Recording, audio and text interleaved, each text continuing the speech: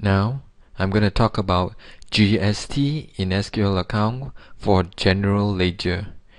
First, if you look at your maintain chart of account, you'll be able to see that there is now a field for you to key in and preset your tax codes for your all the expenses as well as any other accounts that is in the chart of account.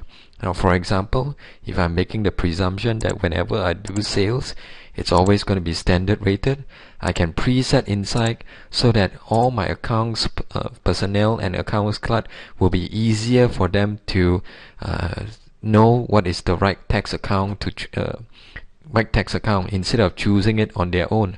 But for example, over here in stationery, I did not choose any account, then they will can able to select on their own.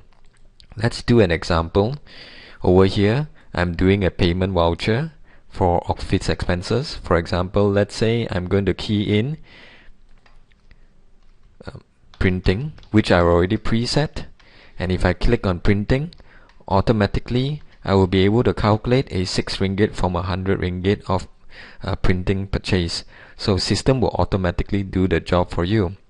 However, since stationery I did not do any presets, when I click on it, as you can see here, even if I key in the amount, I will still not have a auto tax preset for me. So I can manually select it myself. Even for the one that you have preset, you can of course always manually change if you have the access right. So now that I've done this, I can save it. And let's look at journal as well. If you look at your journal, let's do back the same exact transaction. Over here, we have printing. And you can see automatically the system will calculate the 6 ringgit for you for printing because you already preset inside the chart of account.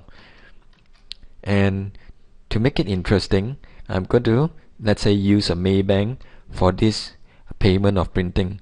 What I do key in here is actually 106. Now the reason is very simple. The check you have issued is actually 106 ringgit because 6 ringgit, while you purchase only 100 ringgit of printing, 6 ringgit actually goes to taxation. That way the system will tally in both debit and credit for your journal. And finally, if you look at the ledger, you'll be able to clearly see that for your GST claimable account, you'll be able to see the breakdown, as well as your GST payable account. In your GST payable account, of course, you will be able to see the GST payable transaction. Now, this is even before you generate a GST 03 and do a GST return process.